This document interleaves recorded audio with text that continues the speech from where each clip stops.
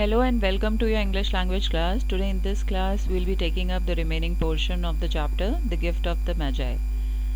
Till now we have read that how Della got her hair sold and she got $20 which she needed to buy a precious gift for her husband. Okay, and now that her husband has returned home, he's in a state of shock after looking at Della's short hair. Okay, so now let us read further. It'll grow out again, you won't mind, will you? My hair grows awfully fast. Now just to calm her husband down, she's giving all kind of justification. She's telling him that don't you worry, my hair will grow back again, and they grow awfully fast. Say Merry Christmas, Jim, and let's be happy. You don't know what a beautiful nice gift I've got for you. Okay, अब वो उसको थोड़ा distract करना चाहती है, उसको थोड़ा सा बातों में उसका ध्यान भटकाना चाहती है कि वो उस कन्फ्यूजन, उस स्टेट ऑफ शॉक से बाहर आए. ओके, तो वो उसको कहती है कि see look, I have got a beautiful nice gift for you and let us forget all about my hair and all. Just say Merry Christmas and let's be happy. You've cut off your hair? Asked Jim slowly, as if he had difficulty in understanding what Della said. अब जो gym है, he is still in a state of shock. He is totally upset and he didn't know how to react. So he is just standing there and he slowly says that you've cut off your hair, as if he is not able to understand what Della was saying till now. Cut it off and sold it, said Della. Don't you like me just as well, Jim? I'm me without my hair, am I not? वो कहती है कि हाँ, मैंने अपने बाल कटवा कर उनको बेच भी दिया, और क्या मैं ऐसे तुम्हें अच्छी नहीं लग रही हूँ? Didn't you like my new look? And it doesn't matter whether I have long or short hair, it's just me. Okay, it won't change anything. Jim looked about the room curiously. You say your hair is gone, he said almost idiotically. और gym अभी भी room में इधर उधर ढूंढ रहा होता है कि कहीं उसके बाल पड़े हुए उसको नज़र आए. तो वो कहता है, तुमने कहा कि तुम्हारे बाल चले गए हैं. You needn't look for it, said Della. It's sold. I tell you, sold and gone. तो वो कहती है, तुम्हें ढूंढने की ज़रूरत नहीं है, मैंने उनको बेच दिया है, वो यहाँ पर नहीं है. It's Christmas Eve, be good to me, for I sold it for you. अब ऑब्वियसली डेला को भी दुख हो रहा होता है कि उसने अपने बाल खो दिए थे, लेकिन वो किसी तरीके से अपना जितना भी उसका दुख था उसको भूलने की कोशिश कर रही थी. And even she was trying to change Jim's mood as well. Okay, वो कह रही थी, it's Christmas Eve, let's not be fighting, let's be good towards each other. May be the hairs of my head were numbered, she went on with a sudden serious sweetness, but nobody could ever count my love for you. Shall I start the supper, Jim? अब वो कहती है कि थोड़ा सा emotional होकर, और उसको भी थोड़ा इमोशनल करने के लिए वो कहती है कि may be my hairs were numbered. Okay, you could have counted them, but you can never count the amount of love that I have for you. Okay, और वो फिर उसको थोड़ा सा डिस्ट्रैक्ट करने के लिए कहती है, let's have dinner. Okay, I am going to serve the supper for dinner. Jim came out of his daze means confusion, so he just came out of his confusion and put his arms around Della. He drew a package from his overcoat pocket and threw it upon the table. अब वो थोड़ा सा होश में आता है, उस shock में से बाहर निकलता है, और फिर वो एक पैकेज अपने ओवरकोट पॉकेट में से निकालता है और उसको टेबल पर रख देता है या फेंकता है. Don't make any mistake about me, Dell, he said. मुझे गलत मत समझना, Dell. I don't think there is any haircut that could make me like my girl any less. और ऐसा कोई हेयर कट नहीं हो सकता जिससे कि जो मैं तुम्हें कम पसंद करूँ. ठीक है, जिसमें मैं तुम्हें कम पसंद करूं, but if you unwrap that package you may see why you had me so bewildered at first. और जब तुम ये पैकेज खोल कर देखोगी तब तुम्हें समझ में आएगा that why I was in such a state of shock and such a state of confusion, okay, and why I got all startled. White fingers nimbly tore at the string and paper. Nimbly means quickly. Okay, so she was quite curious to find out what's there in the present. So she quickly tore all the string and the wrapping paper, and then an ecstatic scream of joy. Ecstatic means extremely happy. वो gift देखकर obviously she was very ecstatic. She was extremely happy after seeing the present. And then alas, tears and wails.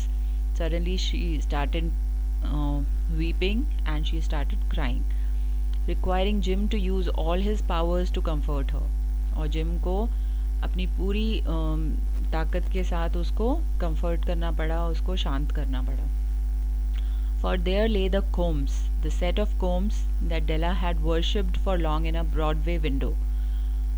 अब उस Christmas present में क्या था? It was a set of combs that Della has seen in the window of one of the shops in Broadway, a fashionable street in New York. Okay, and she had always longed to have these beautiful combs in her house. Okay, she wanted to have them. Beautiful combs, pure tortoise shell with jeweled rims, just the color to wear in the beautiful vanished hair.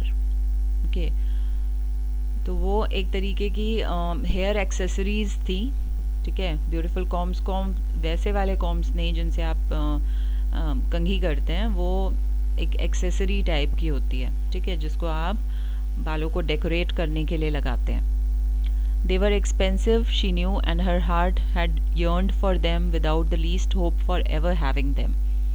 और वो काफ़ी expensive थे and she always wanted to have them, but she knew that maybe she won't be able to get them. And now they were hers, but the hair that should have been adorned by them was gone. लेकिन अब वो जो बाल जिनको decorate करने के लिए उसे ये ब्यूटीफुल combs चाहिए थे, वो अब नहीं हैं, वो जा चुके हैं. But she hugged the combs to her bosom.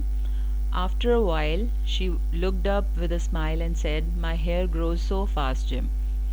और वो फिर उन कॉम्स को अपने बहुत पास लेकर आती है और बहुत खुश हो जाती है और जिम को कहती है कि अरे कोई फ़िक्र की बात नहीं है, मेरे बाल बहुत जल्दी फिर से उतनी ही लेंथ उनकी हो जाएगी, don't you worry, because they grow really fast.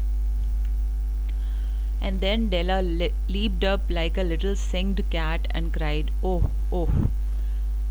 और फिर डेला जो है एकदम एक छोटे बच्चे की तरह, एक छोटी किटन की तरह जंप करने लग जाती है.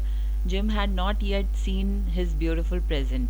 She eagerly held it out to him. और जिम ने अभी तक अपना क्रिसमस गिफ्ट नहीं देखा होता है, तो वो जल्दी से वो उसको हैंड ओवर करती है. Isn't it a dandy Jim? Dandy means excellent और fine. I hunted all over town to find it. Hunted means searched. You'll have to look at the time 100 times a day now. Give me your watch. I want to see how it looks on it. अब वो कहती है कि तुम्हें बहुत बार 100 times कम से कम दिन में टाइम देखना होता है, तो अपनी जल्दी से वॉच मुझे दो, मैं उसको जो ये चेन है जल्दी से मैं उस वॉच से अटैच कर देती हूँ. Now instead of obeying, Jim flopped down on the couch. So instead of doing what she was asking him to do, Jim just fell down on the couch or the sofa, okay, and put his hands behind the back of his head and smiled. "Dell," said he, "let's put our Christmas presents away and keep them a while." कि अपने Christmas presents को हम कुछ देर के लिए side में रख देते हैं. They are too nice to use just at present. कि अभी हम उनको यूज़ नहीं कर सकते. They are too nice to be used just now. I sold the watch to get the money to buy your combs. और मैंने अपनी वो घड़ी तुम्हारे ये combs तुम्हारे लिए क्रिसमस गिफ्ट लाने के लिए बेच दी. And now suppose you could start the supper, और वो कहते हैं अब तुम सपर सर्व कर सकते हो. Okay, so here's the twist. Della जो है जिम के लिए क्रिसमस गिफ्ट में एक प्लैटिनम चेन लेकर आती है फॉर हिज पॉकेट वॉच, और जिम जो है उस पॉकेट वॉच को सेल करके डेला के लिए एक ब्यूटीफुल सेट ऑफ कोम्स लेकर आता है, but Della's hair are gone. Okay, so the Magi, as you know, were wise men, wonderfully wise men who brought gifts to the baby Jesus. They invented the art of giving Christmas presents. So ऐसा माना जाता है कि जब Jesus Christ जब पैदा हुए थे तब उनके लिए गिफ्ट्स लेकर आए थे three wise man who are very famously known as the Magi. Okay, and it is believed that they invented the art of giving Christmas presents. Being wise, their gifts no doubt were wise too. और क्योंकि वो wise man थे इसलिए उनके gifts भी बहुत ही wise थे. Okay, बहुत ही वाइजली चोजन थे. And here you have read the story of two foolish children who most unwisely sacrificed for each other the greatest treasures of their home. और ये जो स्टोरी हमने पढ़ी है ये क्या है? दो फुलिश बच्चों की कहानी हम कह सकते हैं जिन्होंने बहुत ही अनवाइजली उन्होंने एक दूसरे के लिए वो चीज़ सैक्रिफाइस की होती है जो उनके लिए बहुत ही ट्रेजरेबल, बहुत ही वैल्यूएबल होती है. Okay, so as at the beginning itself the author has mentioned that the Dillinghams had two precious things. One is Della's hair and second is Jim's gold watch. But they sacrificed both these valuable or treasure that they have to buy Christmas gift for each other. Okay. But in a last word to the wise of these days, let it be said that all who give gifts, these two were the wisest. लेकिन ये जो wise लोगों की दुनिया है उसमें हम ये कह सकते हैं कि ये जो गिफ्ट इन्होंने एक दूसरे को दिए वो सबसे ज़्यादा वाइजेस्ट थे. Everywhere they are wisest, they are the Magi. और ये जो इन्होंने जो काम किया है एक दूसरे के लिए, जो इतना बड़ा सैक्रिफाइस किया है, this shows their selfless love and they can be considered as the wise men or the magi. Okay, so this was the story, the gift of the magi. I hope you've understood the story well. In the next video we'll be taking up the question answers and book exercise of this chapter.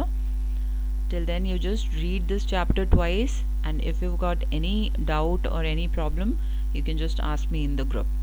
Okay, and just mark all the difficult words and write all the word meanings in your fair notebook and submit your homework by 3 o'clock tomorrow. Thank you for watching this video.